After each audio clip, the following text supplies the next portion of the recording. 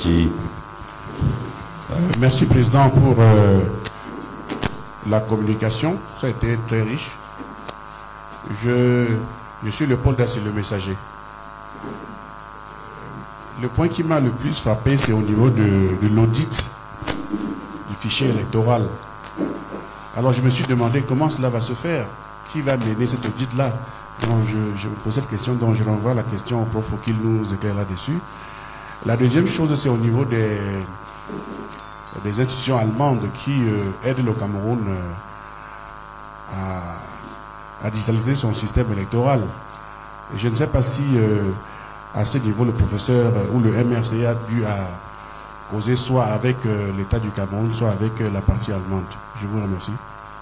Le journaliste de Siantou actuellement, il passe le micro, lui s'exprime en anglais. Thank you very much, Mr. President. Samson Tabufo is my name. It was a very rich expose there. Mr. President, we insisted a lot on figures, and I know during the registration period we saw militants of CRM on the field taking down notes.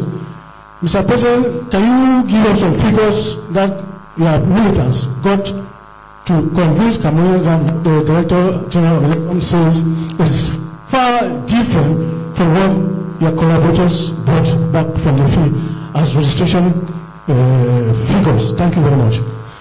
Merci, chers confrères. Monsieur le Président national, Oui, merci. c'est à vous donc la parole pour les éléments de réponse aux questions posées par les journalistes. Merci.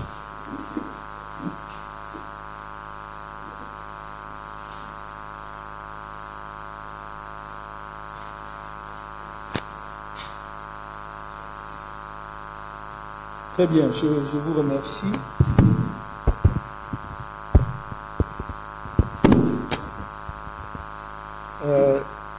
La question de Royal FM, de M. Jean-Marie Amaba, il y a deux volets. La première, c'est le MRC. Pendant toute la période indiquée, a-t-il été toujours présent dans les commissions mixtes de révision? Premièrement, j'ai bien distingué le cas de la diaspora du cas, j'allais dire, du Cameroun. Je vous ai dit, sauf si vous ne m'avez pas bien compris, que en ce qui concerne la diaspora, à notre connaissance, et je voudrais préciser avant d'avancer, que la réunion de la commission mixte ne se fait pas clandestinement. C'est convoqué. C'est convoqué et donc annoncé. Donc, pour que les représentants des différents partis politiques, pas seulement le MRC, soient présents.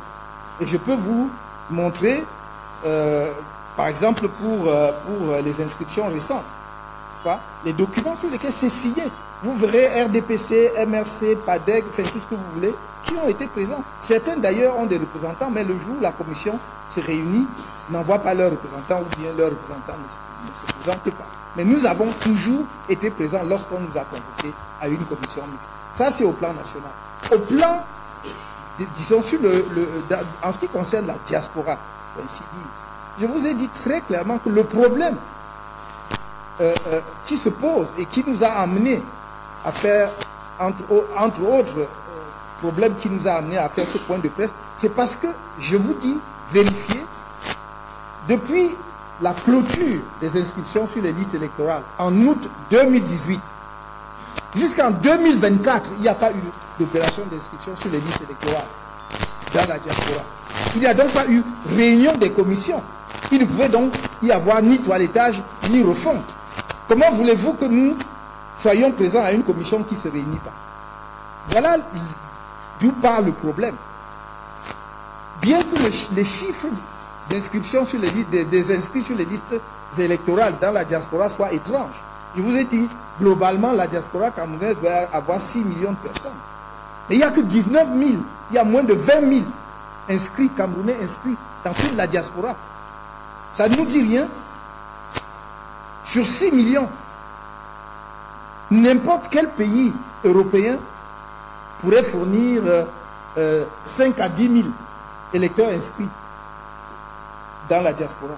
Mais je dis la totalité. Et ça, c'est la base des élections 2018, c'était 19 000.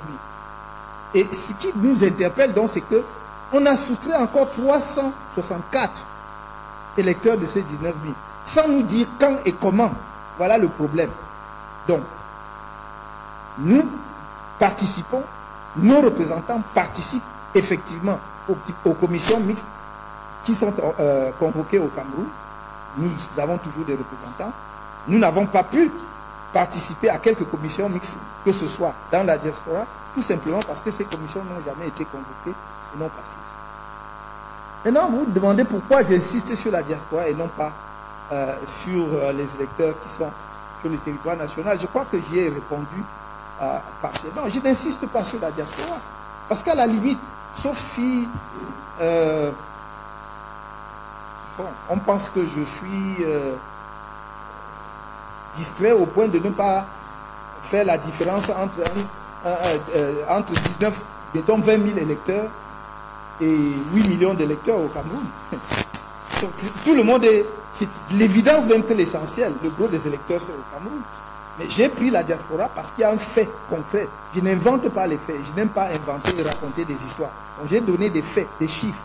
Dans le cadre, pour ce qui est du Cameroun, parce que vous nous demandez si nous ne devons pas effectivement plutôt être présents sur le territoire pour être sûr qu'on contrôle les élections. Mais vous pensez bien que c'est notre travail, cher monsieur Jean-Marie Anawa. C'est pour cela que notre parti prétend sans fanfaronnade. Nos adversaires de l'autre côté peuvent prétendre le contraire. C'est de bonne guerre, les partis politiques font cela. Mais c'est pour cela que nous prétendons être, à part quelques poches, je n'ai pas besoin de les citer ici, mais pour des raisons que l'on connaît, à part quelques poches, nous sommes le parti le mieux implanté au Cameroun. Je peux vous dire, il y a beaucoup de circonscriptions administratives où le RDPC dit qu'il est présent, c'est l'autorité administrative qui est le RDPC. Donc il faut arrêter un peu. Nous parlons de militants, nous parlons de nos militants qu'on voit, qu'on insulte à longueur de journée sur les réseaux sociaux parce qu'ils font leurs activités et rendent public. Ça leur vaut tous les noms d'oiseaux. Donc nous travaillons, cher monsieur. Et ne soyez pas étonnés. Je vous l'ai dit en 2018, j'ai dit au Cameroun en 2018 que nous avions une liste de nos représentants dans tous les bureaux de vote, sauf le nord-ouest et le sud-ouest. Et que partout ailleurs, on nous a soit jetés dehors, soit usé de la corruption, soit usé de la violence policière. C'est ce qui s'est passé. Il faut que nous cessions de nous voiler la face. La démocratie au Cameroun, le pouvoir au Cameroun, le destin du Cameroun n'appartient pas au MRC. Le MRC fait sa part, fait son travail et le fera jusqu'au bout. Et tant que le peuple camerounais nous fait confiance, et tant que nous pensons qu'avec l'aide du peuple camerounais, nous pouvons apporter un changement dans ce pays, nous nous battons jusqu'au bout. Et croyez-moi, ce combat ne se limite pas à un individu, fut-il le président du MRC, c'est un combat qui est amené à se poursuivre. Je mets quiconque au défi, sorti de la période du parti unique, de montrer un parti politique de l'opposition au Cameroun qui n'a jamais été aussi implanté que nous. Vous comprenez? Voilà. Donc, nous travaillons, croyez-moi, et chaque fois qu'il y aura convocation d'une commission de révision des listes électorales, nous serons présents parce que nous avons désigné nos représentants partout. Si, pendant la période de toilettage, je n'ai plus les dispositions légales en tête, il est prévu que les partis politiques doivent y prendre part, nous serons présents.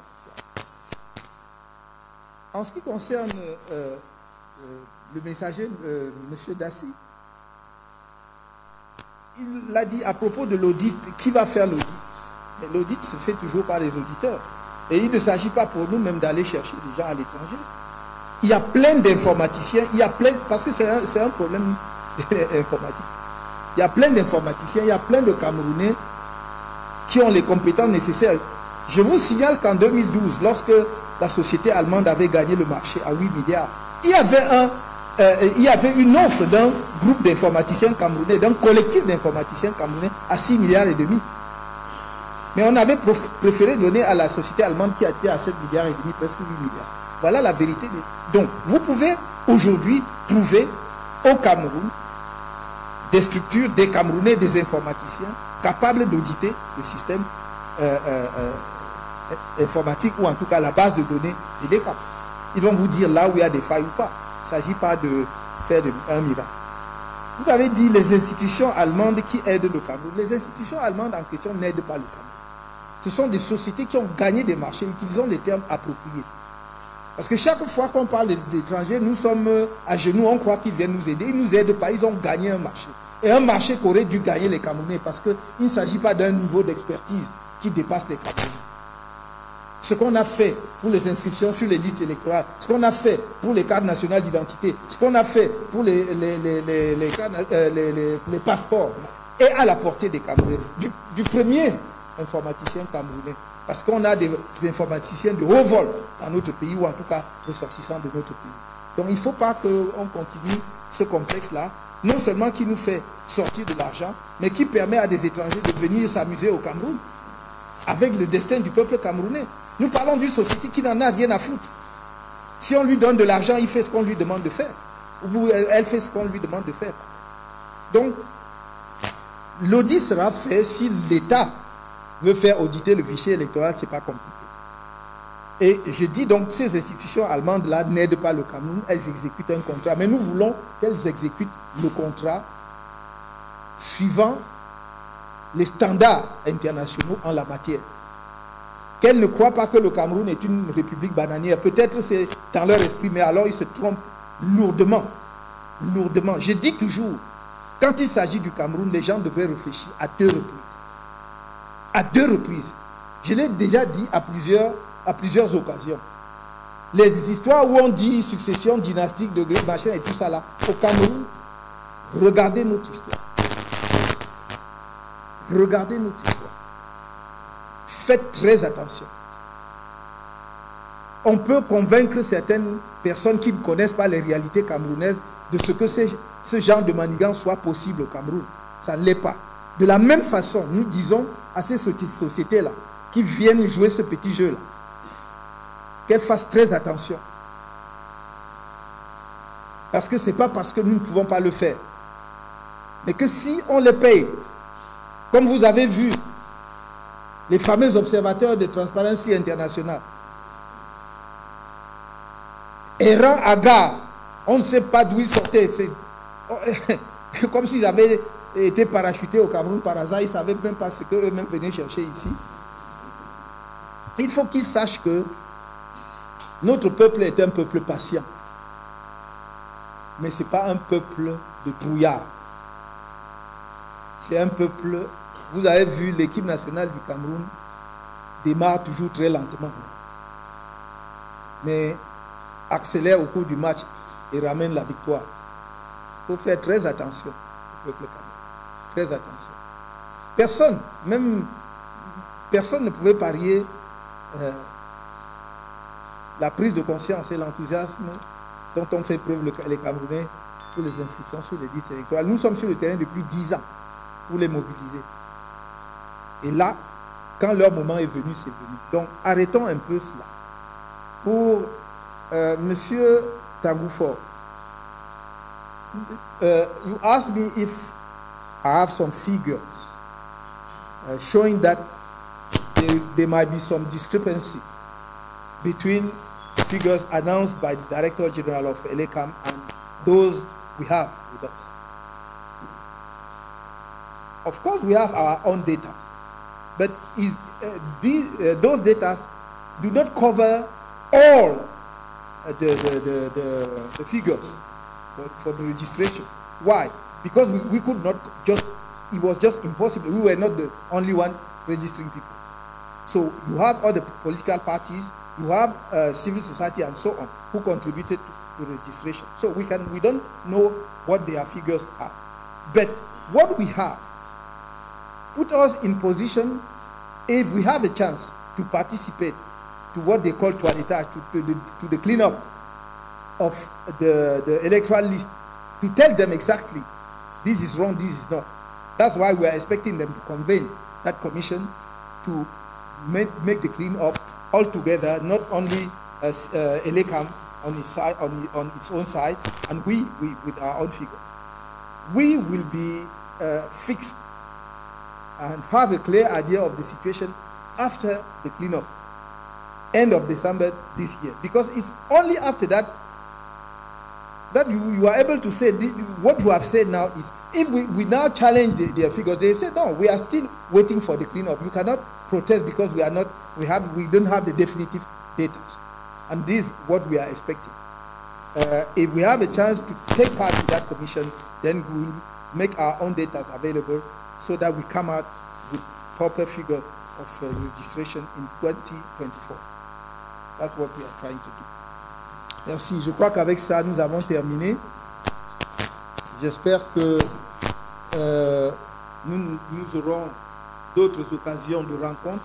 Comme je vous l'ai dit, nous entrons progressivement dans une période où les médias seront extrêmement sollicités et nous comptons sur vous pour répondre toujours aussi aimablement à nos invitations, pour pouvoir donner également notre son de cloche sur la conduite des affaires de notre pays.